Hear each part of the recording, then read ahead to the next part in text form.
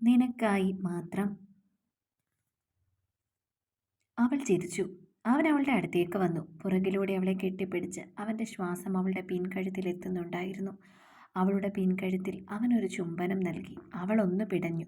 അവൻ അവളുടെ ഇടുപ്പിലൂടെ കൈയിട്ട് അവളെ കെട്ടിപ്പിടിച്ചു. വിടുവിച്ചേട്ടാ, ആരേലും കാണും. അതിനെന്താ, നമ്മൾ ഭാര്യാഭർത്താക്കന്മാരല്ലേ. അതൊക്കെ അമ്പലത്തിൽ താലികെട്ട് കഴിഞ്ഞിട്ട്. അയ്യടാ, അതങ്ങ് അർത്തുങ്കൽ പള്ളിയിൽ പോയി പറഞ്ഞാൽ മതി. പെട്ടെന്ന് വിശാലിൻ്റെ ഫോൺ ബെല്ലടിച്ചു. നോക്കിയപ്പോൾ പരിചയമില്ലാത്ത നമ്പറാണ്. ഹലോ, ഞാൻ രാജശേഖരനാണ്. എന്തു വേണം? എനിക്ക് തന്നെ ഒന്ന് കാണണം.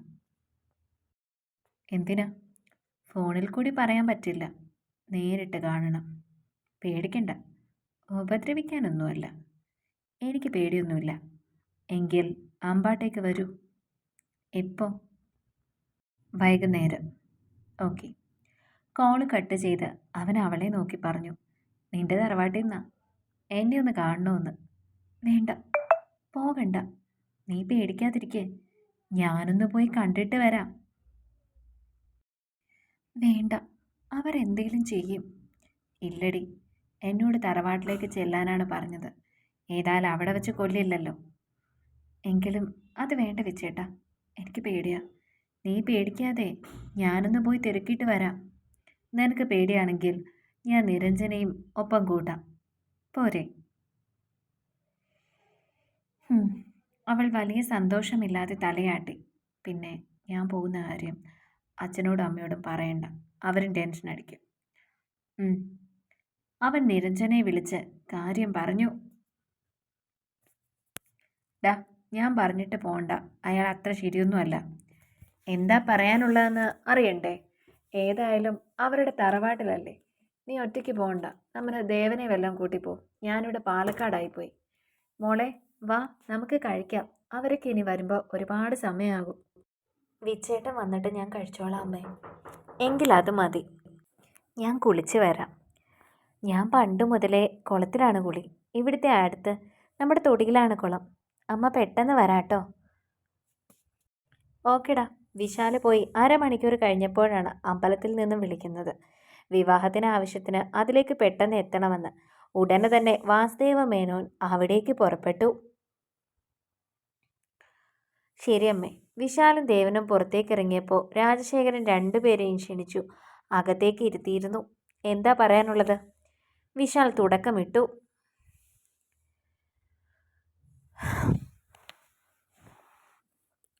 അമൃത എൻ്റെ പെങ്ങളുടെ മകളാണ്. അവളുടെ വിവാഹം ഞാൻ നടത്താനിരുന്നതാണ്. എൻ്റെ അമ്മ ജീവിച്ചിരിക്കുമ്പോൾ ഈ തറവാട്ടിൽ ഒരു വിഹിതം അവൾക്ക് വേണ്ടി എഴുതി വെച്ചിരുന്നു. അവൾ സ്വന്തം ഇഷ്ടപ്രകാരം ഇറങ്ങിപ്പോയതുകൊണ്ട് അതൊന്നും ഇനി നൽകാനാവില്ല. എന്ന് പറഞ്ഞാൽ ഞാൻ അവളെ ഉപേക്ഷിക്കുന്നില്ല. ഞാൻ അവൾക്ക് ഒരു 10 ലക്ഷം രൂപ തരും. സ്വത്തുവകകളെല്ലാം സ്വന്തം ഇഷ്ടപ്രകാരം തിരിച്ചു തന്നു എന്ന് അവൾ ഒപ്പിട്ട് തരണം. ഇത് പറയാനാണോ വിളിച്ചത്? അതെ. 10-15 കോടി രൂപ ആസ്തിയുള്ള അമ്പാടി തറവാടിൻ്റെ ഒരു വിഹിതമെന്ന് പറയുമ്പോൾ എങ്ങനെ നോക്കിയാലും 1 കോടി രൂപയിൽ കൂടുതൽ വരും. അപ്പോഴാണ് 10 ലക്ഷം രൂപ തന്ന് ഒഴിവാക്കുന്നത്. എൻ്റെ ഭാര്യയ്ക്ക് തൻ്റെ നക്കാപ്പിച്ചിയൊന്നും ആവശ്യമില്ല. സ്വത്തും പണവും കണ്ടല്ല ഞാൻ അവളെ സ്നേഹിച്ചത്. അവളെ മാന്യമായി നോക്കാൻ എനിക്ക് നല്ലൊരു ജോലിയുണ്ട്. അതുകൊണ്ട് തൻ്റെ പൈസയൊന്നും ഞങ്ങൾക്ക് വേണ്ട. എവിടെയാണ് ഒപ്പിട്ട് തരേണ്ടതെന്ന് പറഞ്ഞാൽ മതി, ഞാൻ അവളെ കൊണ്ട് വന്നോളാം. ഇതായിരുന്നുവെങ്കിൽ ഫോണിൽ കൂടി പറഞ്ഞാൽ മതിയായിരുന്നു. വെറുതെ ഇവിടെ വരെ നടത്തി എന്നെ ബുദ്ധിമുട്ടിക്കണ്ടായിരുന്നു. അപ്പം ഇറങ്ങട്ടെ. അതും പറഞ്ഞ് അവനും ദേവനും അവിടെ നിന്നും ഇറങ്ങി. വിശാൽ വരുമ്പോൾ ജാനകിയമ്മ തുണി വിരിക്കുകയായിരുന്നു. നീ എവിടെ പോയതാ വിച്ചു? ഞാൻ ദേവനെ ഒന്ന് കാണാൻ വേണ്ടി പോയതാ. വിച്ചു, നാട്ടിലെല്ലാവരും അറിഞ്ഞിരിക്കുന്നു വിവാഹം കഴിഞ്ഞ കാര്യം. ഇനി പെട്ടെന്ന് അമ്പലത്തിൽ വെച്ച് താലികെട്ട് നടത്തണം. ഞാൻ കുളത്തിൽ പോയപ്പോൾ നമ്മുടെ തെക്കേലെ ശാരദ കണ്ടു. അവൾ കുറേ നേരം സംസാരിച്ചു. നടത്താം അമ്മേ. ഒരു ചായ കിട്ടുമോ? ഇപ്പം എടുക്കാം. അവർ ചായ എടുക്കാനായി അടുക്കളയിലേക്ക് പോയി. വിശാൽ റൂമിലേക്ക് പോയി. അവളെ റൂമിൽ കണ്ടില്ല. മോനെ! ജാനകി അമ്മയുടെ അലർച്ച കേട്ടാണ് അവൻ അടുക്കളയിലേക്ക് പോയത്. അമ്മയുടെ നിലവിളി കേട്ട ഭാഗത്തേക്ക് അവൻ ചെന്നു. ഒരു നിമിഷം അവന് തൻ്റെ കണ്ണുകളെ വിശ്വസിക്കാനായില്ല. ചോരയിൽ കുളിച്ച് തൻ്റെ പ്രിയപ്പെട്ടവൾ, അവളുടെ വയറിൽ തുളച്ചു കയറിയ ഒരു കത്തി. ഈ സമയം മുറ്റത്തൊരു പോലീസ് ജീപ്പ് വന്ന് നിർത്തിയിരുന്നു. കുറേ വിളിച്ചിട്ടും ആരും വരാഞ്ഞ് SI അകത്തേക്ക് ചെന്നു. എസ് ഐ ചെന്നപ്പോൾ കത്തി വലിച്ചൂരുന്ന വിശാലിനെയാണ് കണ്ടത്. പിന്നീട് എല്ലാം പെട്ടെന്നായിരുന്നു. സാഹചര്യ തെളിവുകളെല്ലാം വിശാലിന് എതിരായിരുന്നു. ഒരു ഇൻഫർമേഷൻ കിട്ടിയിട്ടാണ് ഞങ്ങൾ ഇങ്ങോട്ട് വന്നത്. അത് റോങ് ആണെന്നാണ് വിചാരിച്ചത്. പക്ഷേ അത് ഇത്രത്തോളം സത്യമാണെന്ന് അറിഞ്ഞില്ല. Then you are under arrest, S I പറഞ്ഞു. അവർ വിശാലിനെ കൂട്ടിക്കൊണ്ടുപോയി. പ്രിയപ്പെട്ടവളുടെ ശരീരം പട്ടടയിലേക്ക് എടുക്കുമ്പോൾ ഒരു നോക്ക് കാണാൻ പോലും അവന് സാധിച്ചില്ല. ഇതിനിടയിൽ വാസുദേവ മേനോൻ ജാമ്യത്തിന് ശ്രമിച്ചെങ്കിലും അത് നടന്നില്ല. കാര്യമായ തെളിവുകളില്ലാത്തതിനാൽ അന്വേഷണത്തിനായി കോടതി ഉത്തരവിട്ടു.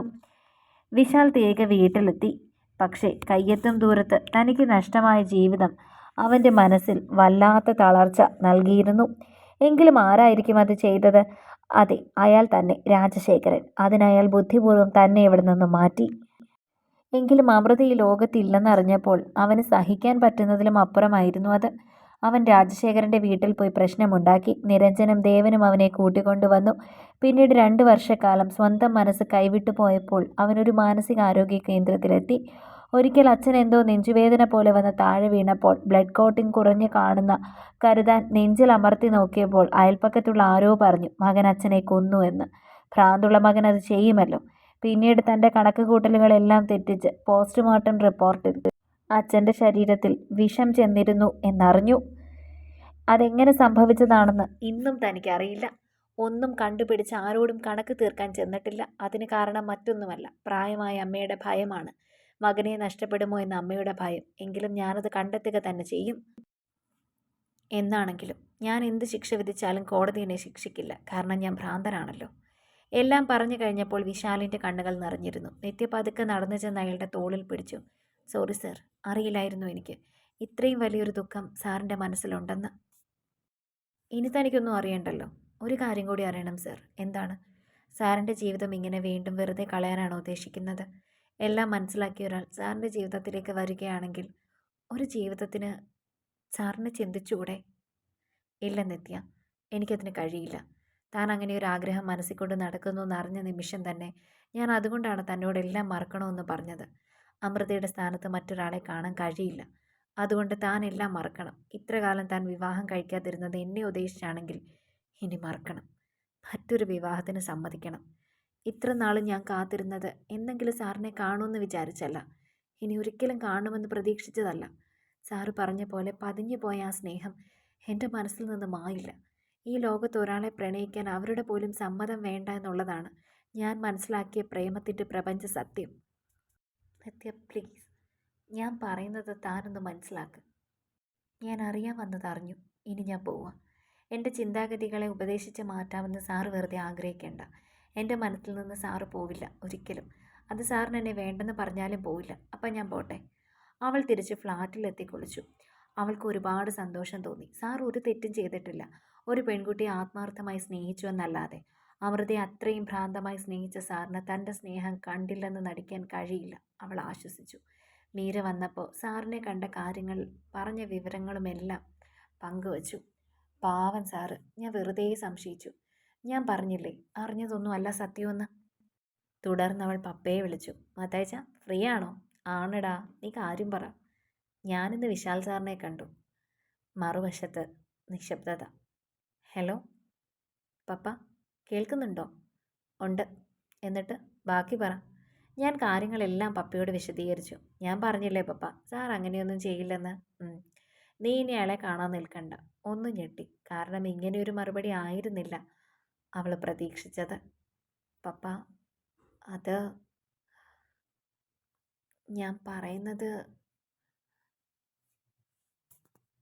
വേണ്ട. നിനക്ക് വേറെന്തെങ്കിലും പറയാനുണ്ടോ? പിന്നെ ആ റോയിയുടെ മകൻ്റെ ആലോചന ഞാനതങ്ങ് ഉറപ്പിക്കാൻ പോവാം. അപ്പം ഞാൻ പറയുന്നതൊന്ന് മനസ്സിലാക്കുക. ഇനിയൊന്നും പറയണ്ട. ഞാൻ ആദ്യമേ നിന്നോട് പറഞ്ഞതാണ്, ഈ ബന്ധത്തിൽ എനിക്ക് താല്പര്യമില്ല. അതിനി അയാൾ ഒരു കുറ്റവും ചെയ്തിട്ടില്ലെന്ന് അറിഞ്ഞാലും അങ്ങനെ തന്നെയായിരിക്കും. ചിലപ്പോൾ അയാൾ നിരപരാധിയായിരിക്കും. പക്ഷെ ഒരിക്കൽ കുറ്റവാളിയെന്ന് മുദ്ര കുത്തപ്പെട്ടവനാണ്. അതിലുപരി ഒരിക്കൽ മാനസിക രോഗത്തിന് അടിമയായവനാണ്. അങ്ങനെയുള്ള ഒരാൾക്ക് എൻ്റെ മകളെ കൊടുക്കാൻ കഴിയില്ല. നീ കൂടുതലൊന്നും സംസാരിക്കേണ്ട. ഫോൺ വയ്ക്ക്. അത് പറഞ്ഞ് പപ്പ ഫോൺ കട്ട് ചെയ്തു. ശരിക്കും ആദ്യമായാണ് പപ്പയുടെ ഇങ്ങനെ ഒരു ഭാവം കാണുന്നത്. കുട്ടിക്കാലം മുതലേ തൻ്റെ എന്താഗ്രഹവും കൂടെ നിൽക്കുന്ന ആളായിരുന്നു പപ്പ. അപ്പപ്പ ഇങ്ങനെയൊക്കെ ആദ്യമായാണ്. അവൾക്ക് ഭ്രാന്ത് പിടിക്കുന്ന പോലെ തോന്നി. ഭക്ഷണം കഴിക്കാതെ അവൾ കയറി കിടന്നു. അവൾക്ക് നന്നായി ഉറങ്ങണമായിരുന്നു. എത്ര കിടന്നിട്ടും അവൾക്ക് ഉറങ്ങാൻ സാധിക്കുന്നില്ലായിരുന്നു. അപ്പോഴാണ് മുമ്മു കഴിക്കുന്ന ടാബ്ലറ്റ് അവൾക്ക് ഓർമ്മ വന്നത്. നൈറ്റ് ഡ്യൂട്ടിയും ടെൻഷനും കൂടുതലുള്ളപ്പോൾ മുമ്മു സ്ലീപ്പിംഗ് പിൽസ് കഴിച്ചാണ് ഉറങ്ങാറ്. അവളുടെ റൂമിൽ അതുണ്ട്. പിന്നെ ഒന്നും നോക്കിയില്ല. ഓടിച്ചെന്ന് അവളുടെ റൂമിൽ നിന്നും അതെടുത്ത് കഴിച്ചു. അത് കഴിച്ചപ്പോൾ പതിയെ അവൾ ഉറക്കത്തിലേക്ക് വഴുതി വീണു. പിറ്റേന്ന് രാവിലെ മീരയുടെ ഫോൺ കോൾ കേട്ടാണ് മാത്യു ഉണർന്നത്. ഹലോ, എന്താ മോളെ? അങ്കിൾ, നിത്യ സൂയിസൈഡ് അറ്റംപ്റ്റ് നടത്തി. വാട്ട്? എന്താ മോളെ പറയുന്നേ? രാവിലെ ഉണർന്നപ്പോൾ അവളുടെ വായിൽ നിന്നും മൂക്കിൽ നിന്നും ഒക്കെ ബ്ലഡ് വരുന്നുണ്ടായിരുന്നു. വിളിച്ചിട്ട് എഴുന്നേൽക്കുന്നില്ല. ഞങ്ങൾ ആംബുലൻസ് വിളിച്ചു, ഹോസ്പിറ്റലിൽ കൊണ്ടുപോയി. എന്നിട്ട് എങ്ങനെയുണ്ട് മോളെ? അറിയില്ല അങ്കിൾ, മുമ്മു ആണ് കൂടെ പോയത്. ഞാനങ്ങോട്ട് പോകാൻ തുടങ്ങുക. ഏത് ഹോസ്പിറ്റലാണ് മോളെ? സിറ്റി ഹോസ്പിറ്റലിൽ. ഓക്കെ, ഞാൻ അങ്ങോട്ട് എത്തിയേക്കാം. Okay uncle. തുടരും. അടുത്ത ഭാഗങ്ങൾക്ക് വേണ്ടി ചാനൽ സബ്സ്ക്രൈബ് ചെയ്യാൻ മറക്കല്ലേ.